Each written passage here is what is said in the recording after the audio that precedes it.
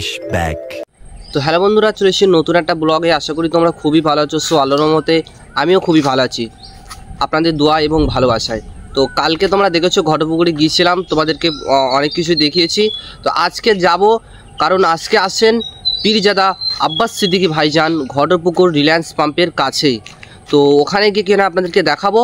আর যে যেখান থেকে দেখছেন ভিডিওটাকে এখনও পর্যন্ত যারা শেয়ার করেনি, শেয়ার করে দাও ধীরগতিতে, দেখিয়ে দাও যে ভাইজানের মানুষেরা কি করতে পারে। আর দেখিয়ে দেবে যে আহলে সুন্নাতুল জামাতের ছেলেরা কালকে কি করেছে। আপনারা দেখেছেন যে কিভাবে ভাইজান আসার আগে লক্ষ লক্ষ মানুষের ভিড় আপনাদেরকে দেখিয়েছিলাম। কারিমুলদার কাছাকাছি ছিল হয় অবশ্য, কিন্তু ভিড়টা ছিল আব্বাস সিদ্দিকী দেখার জন্য, মানে আমাদের প্রাণপ্রিয় বড় ভাইজানকে দেখার জন্য মানুষের ভিড় ছিল। তো আজকে কত মানুষ হবে আপনারা নিশ্চয়ই বুঝতে পারছেন, জায়গা দিতে পারবে কি না জানি না। তো আপনাদেরকে সব কিছু দেখাবো। তো যে যেখান থেকে দেখছো ভিডিওটা বেশি শেয়ার করার চেষ্টা করবেন। তো চলো ওখানে কি আপনাদেরকে দেখাবো, তো ফুল ভিডিওটা দেখতে থাকো। A few moments later.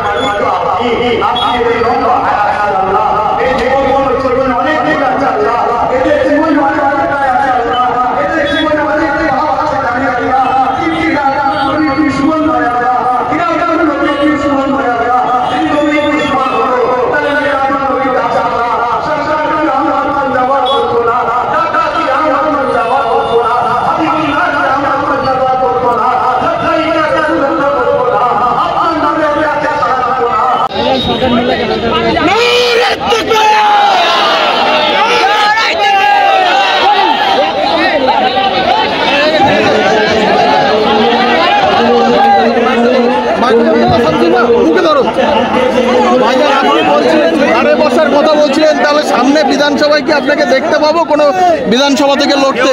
জুলুম করে আর আরে ছেলে হলো আমরা জুলুমের প্রতিবাদ করব, এটাই হলো মূল বলার দরকার। মূল বিষয় অবশ্যই আমার মানুষের জন্য যদি আমাকেও প্রয়োজন হয় নামতে প্রকাশ্য মানে পুরোপুরিভাবে, কোনো অসুবিধা নেই, তো নামাই যেতে পারে।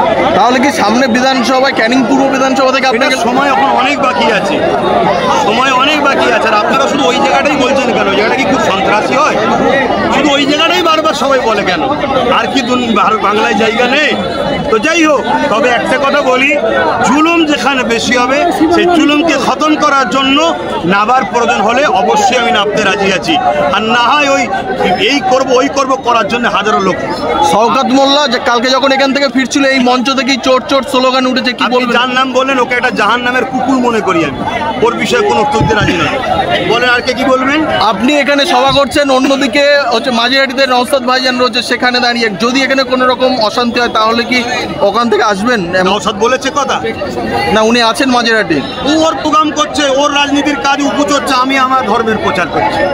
আমার যেটা কাজ মিলাদুন্নবী করা, কথা বুঝে আসছে, এটা আমি করছি। ওর কি সমস্যা ও দেখছে, আমার সমস্যা আমি দেখছি। তবে এতটুকু বলতে পারি, ও আমার ছোট ভাই, একজন বড় ভাই হিসাবে যদি ওর সুখে দুঃখে না সাথ দিই, আমার মতো ভাইয়ের বেঁচে থাকাতে মরে যাওয়া। কি বলবেন? আপনি কি সরাসরি পলিটিক্সে নামছেন? আমি তো সরাসরি পলিটিক্সে রয়েছি। তো এইমাত্র বললেন আপনি ধর্ম প্রচার করছেন, আপনার ভাই। কেন আমার ধর্ম নেই? মমতা ব্যানার্জি দীঘাতে মন্দির করেছে, তাহলে উনি কি রাজনীতি করেন? দেশের প্রধানমন্ত্রী মন্দির করেছে, রাজনীতি করেন? তাহলে আমার ধর্মের জায়গা ধর্মের, মানুষ সেবা দেশ সেবার অধিকার কি নাই ধর্মগুরুর? বাস আমি করছি, তো সেবাও করছি, আমার ধর্ম পালন করছি, ধর্মের কথা মানুষকে শোনাচ্ছি। আর ধর্ম কি শিখায়? হিংসা। ধর্ম তো প্রেম শিখায়, আমি তো প্রেমের কথাই বলছি মানুষ। সামনে বিধানসভায় তৃণমূল ভাঙড় থেকে নওশাদ সিদ্দিকীকে হারিয়ে 50,000 ভোটে জিতবে বলছে, কি বলবেন এটা নিয়ে? 5 লক্ষ ভোটে জিতবে, কোথায় অসুবিধা কি আছে? মানুষ যদি চাই জিতবে, আর মানুষ যদি না চায় কোথায় যাবে সেটা মানুষের উপর নির্ভর করছে। এত সব কথা আপনি একটা বললেন ভাঙড়ে এয়ারপোর্ট হওয়ার কথা বললেন, এটা এখনো কি নোটিফিকেশন তো কোথাও হয়নি এরকম কিছু? হ্যাঁ, এর ষড়যন্ত্র অনেক দিন থেকে চলছে। 2021 আগে থেকে অলরেডি অনেকের কাছে টাকা পয়সা অনেক কোম্পানি থেকে লেলিয়া হয়েছে। ষড়যন্ত্র খবর আমাদের কাছে আছে, না এমনি এমনি বলি কখনো। সব কথা তো আগে থেকে প্রকাশ করে দিলে পিটিয়ে ছাল চামড়া তুলে ফেলবেন, গোপন রেখে দিয়েছে। আগে ক্লিয়ার করবে, তারপরে চেষ্টা। যে বিভিন্ন সময় আপনার প্রোগ্রাম বন্ধ করার চেষ্টা করেছে, এখনো কি একই অবস্থা? হ্যাঁ, চলছে তো, কন্টিনিউ আমার চেষ্টা চলছে। কেন? আমি মানুষকে মানববন্ধনের কথা বলি, দেশপ্রেমের কথা বলি, ভ্রাতৃত্বের কথা বলি, ঐক্যের কথা বলি, জুলুমকে খতম করার কথা বলি। অতএব স্বৈরাচারী জালিম যারা, তারা আমাকে ভয় করে, তাই আমাকে রুকার চেষ্টা করে। কিন্তু তৃণমূলের পক্ষ থেকে বলা হচ্ছে যে যেখানে আপনি ধর্মসভার নাম করে আইএসএফের প্রচার করছেন বকালনে। যদি কেউ বলে থাকে যদি মুসলিম নামিদার হয়, আমার নজরে সে চরম ইসলাম বিদ্বেষী একটা ইসলামী ভাষায় সে কাফের ছাড়ার কিছু না। ভাইজান আপনি যখন বলেছিলেন নবী দিবসকে যে কোনো রাজনীতির সঙ্গে তুলনা করে, সে অবশ্যই বেঈমান কাফের ছাড়া আর কিছু হতে পারে না। কথা বুঝে আসছে? কেন?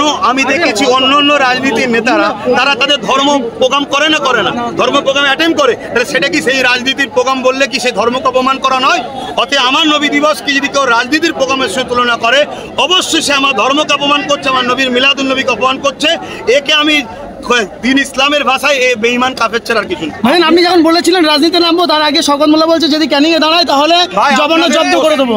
আপনাদের প্রশ্নের উত্তর দিতে চাই না। আপনি এমন একটা ব্যক্তি গেলে বারবার প্রশ্ন করছে, তার বিষয়ে আমার কাছে ভ্যালু এটা, সে জাহান্নামের একটা কুকুর, আর কিচ্ছু না। কেন প্রশ্ন করছেন আপনি?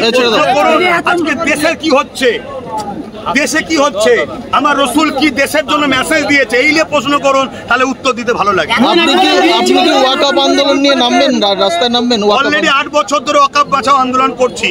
এতদিন কম বেশি সব সরকাররাই ওয়াকফ ঝেড়ে খাচ্ছিল, এখন কেন্দ্র সরকার সব লুটে পুটে খেতে চাইছে। আপনি বললেন ব্রিগেডে মিটিং করবেন, সেটা কি কোন ডেট ফিক্স হয়েছে? না, এখনো ডেট ফিক্স হয়নি। বর্ষার বাদে প্রসেসিং চলবে, চেষ্টা চলছে, অবশ্যই করব। ভাইজান একেবারে আরএসএস এর একেবারে যারা বাহিনী আছে, তারা কিন্তু একেবারে মুসলিম দেখে দেখে হত্যা করা হচ্ছে বারবার, আমরা দেখছি, কি বলবেন? সে তার জন্য সরকারকে যে জিজ্ঞেস করো, যাদেরকে বসিয়ে রেখেছে মানুষ, তাদের ঘরে জিজ্ঞেস করো যে মারছে কেন আমাদের ঘরে।